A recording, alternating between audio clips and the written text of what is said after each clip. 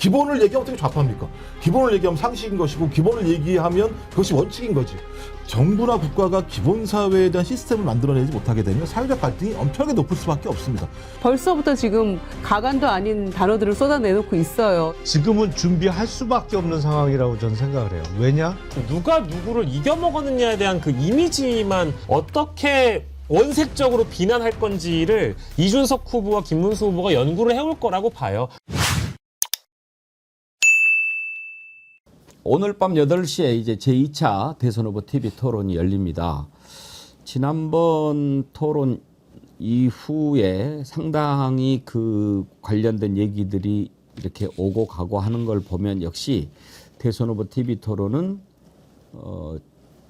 판세에 상당한 영향을 미치는 변수가 된다라고 하는 것은 확인할 수가 있습니다. 거기에서 나왔던 걸 가지고 이제 이런저런 얘기를 하는데 오늘이 이제 사회 분야거든요. 상당히 중요한 얘기들이 많이 나올 것 같습니다만 지난번 TV 토론 이후에 변화가 있는 걸로 봐서 이번에 TV 토론 상당히 관심도 높고 후보들도 준비를 단단히 할 것 같습니다. 오늘 있을 TV 토론을 앞두고 오늘 이제 사회 분야 TV 토론인데 어제 이재명 후보가 제주 유세에서 아주 중요한 화두를 하나 꺼냈습니다. 기본사회.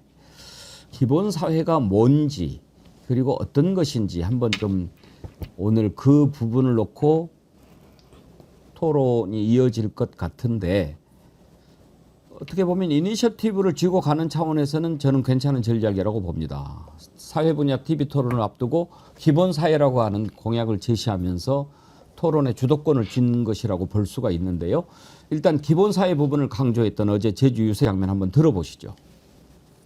지속적 성장의 영역을 많이 발굴해서 지속 성장해야 기본적 인권도 제대로 보장될 수 있다고 생각이 됩니다. 기본사회위원회가 할 일은 기본소득을 포함해서 의료, 교육, 복지 여러 영역의 기본적 인권을 다 포괄하고 있다고 봐주시면 될 것 같습니다. 김종국 원장님, 기본사회, 이재명 후보가 말하는 기본사회는 뭘 얘기하는 겁니까? 두 가지입니다. 기본사회는 말씀하셨던 것처럼 대한민국에 살고 있으면 적어도 누구나 기본적인 삶을 보장받을 수 있는 국가여야 한다라고 하는 것이 핵심 개념인데 그 하위에는 기본소득과 기본복지라고 하는 두 가지의 큰 기둥이 있습니다. 이게 기본소득이라고 하는 건 뭐 많은 분들이 들어오셨겠습니다만 이걸 그냥 좌파의 공약이라고 저쪽 국민의힘에서 비판하는데요. 좌우파 공익 학자들이 이 기본소득은 필요하다고 주장하는 내용들입니다. 왜냐하면 3, 4차 혁명 과정에, 3차 산업혁명 과정에서 앞으로 가면 갈수록 일자리가 줄어들고 훨씬 더 양극화될 수밖에 없는 상황이기 때문에 국가의 역할은 매우 중요하고 그 국가의 역할을 이행할 수 있는 하나의 방편으로서 기본소득은 미국이든 유럽이든 좌우파 모두가 주장하는 것이고 그것을 실행하는 방법론에 관한 논쟁 자체가 서로 차이가 난다라는 말씀을 드리고 이제 그 다음이 소위 말하는 기본 복지죠. 의료, 교육, 복지 이런 영역에서 사람답게 살 수 있는 기본적인 것들을 만들어내겠다. 그래서 아마 지금 이재명 후보 같은 경우는 기본소득은 중장기적 설계를 위해서 기본사회위원회에서 논의를 진행을 하고 그다음에 기본복지의 내용들은 좀 더 탄탄하게 구축하겠다라고 하는 생각들을 가지고 있어서 아마도 오늘 8시 TV 토론에서는 이런 구상들을 가지고 이런 방향성으로 가겠다라고는 얘기를 할 것 같고요. 저는 이건 뭐 여야의 문제는 아닌 것 같아요. 아니 대한민국의 국민이 태어나서 적어도 가장 기본적인 삶을 살아야 된다라고 얘기하는데 그게 이념적인 좌파라고 공격하는 사람이면 뭐하러 정치를 하고 자기가 그 자리에 앉아가지고 권한을 행사하려고 합니다. 하겠습니까? 전 그래서 오늘 좀 그런 논의가 폭넓게 진행이 돼서 저쪽도 마찬가지입니다만 그런 기본 사회에 대응할 만한 대안을 내놓으신다면 훨씬 더 건강한 토론이 되지 않을까 생각을 합니다. 저는 굉장히 적절한 표현이라고 생각하고요. 또 그 안전매트가 보장된 이후에 결국 기회의 균등적인 보장도 함께 이뤄낼 수 있겠느냐. 그러니까 우리가 각자의 재산이 어떤지 혹은 각자의 지금 어떤 이게 계급 사회가 아니잖아요. 각자가 평등하게 기회를 보장받는 차원에서 동일하게 도전을 할 수 있는 그런 기회조차 보장되지 않는 사회로 나아가고 있다라는 차원에서 경고의 메시지가 될 거라고 보고 기존에 우리가 국가적인 지금 위기 상황에서 어떻게 극복할 것인가에 대한 해법도 함께 나올 거라고 봅니다. 왜냐하면 지난 윤석열 정부 3년간 뭐 의료개혁, 연금개혁, 노동개혁, 교육개혁, 개혁이라는 이름으로 뭐 여러 가지 것들을 시도했는데 오히려 모든 분야들을 다 들쑤셔 놓은 게 돼버렸거든요. 이런 것들을 어떻게 복원하고 회복할 건지에 대한 메시지까지도 함께 나왔으면 좋겠다는 생각이 들고 윤석열 정부의 어떤 실정을 비판하면서도 본인의 대안을 내놓는 것이 제일 중요하다고 봐서요. 안정적인 리더십을 견지하고 그것을 좀 더 강화하고 강조하는 차원의 토론이 될 거라고 보고 다만 이제 이런 것들을 어떻게 원색적으로 비난할 건지를 이준석 후보와 김문수 후보가 연구를 해올 거라고 봐요. 하지만 그 프레임 안에는 갇히지 않았으면 좋겠습니다. 우리 1차 토론 때 보면은 이준석 후보가 뭐 호텔 경제학이라든지 여러 가지 의제들을 꺼내 들어서 비판을 하는데 딱 한마디 해버리거든요. 이준석 후보 극단적이시네요.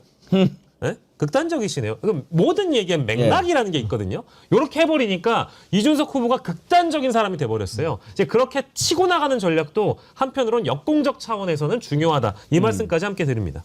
사실 예. 예, 그 거의 예상이 돼요. 그러니까 아마 기본 사회에 대한 공격으로 다 시작을 할 겁니다. 김문수 후보나 이준석 후보가. 근데 저는 이 기본 사회 개념을 만약에 5년 전이라면 저는 반대했을 거예요. 그런데 지금은 준비할 수밖에 없는 상황이라고 저는 생각을 해요. 왜냐? AI 때문에 그렇습니다. 지금 이미 한 2년 전부터 그 현상이 나타나고 있어요. 그러니까 사람을 대체하기 시작했거든요. 실제로. 이미 미국에서는 컴퓨터 전공자들이 취직이 안 되기 시작했어요. 상당히 심각할 정도로 이른바 코딩을 하던 사람들이 취직이 안 됩니다. 그리고 저보다도 더 많이 활용하시는 분들이 계시겠습니다만 AI 에이전트를 써보면요. 이게 사람 10명, 20명 몫을 해요. 오늘 뭐 언론에도 크게 보도가 됐습니다만 이제는 공장 자체에 아예 조명이 없는 공장. 그러니까 이른바 다크 팩토리라고 해서 조명을 켜지 않는 공장. 왜 조명을 안 켜느냐? 사람이 한 명도 없어요, 그 안에. 그러니까 조명이 필요 없는 거예요. 사람이 뭘 보고 할 필요가 없거든요. 근데 이게 먼 훗날의 일이 아닌 것 같아요. 제가 그 중국 회사에서 뭐 만든 AI 에이전트를 잠깐 써봤는데 딱 드는 순간이 야, 이제 증권회사의 애널리스트들 한 90%는 실직하겠구나. 이런 생각이 들 수밖에 없어요.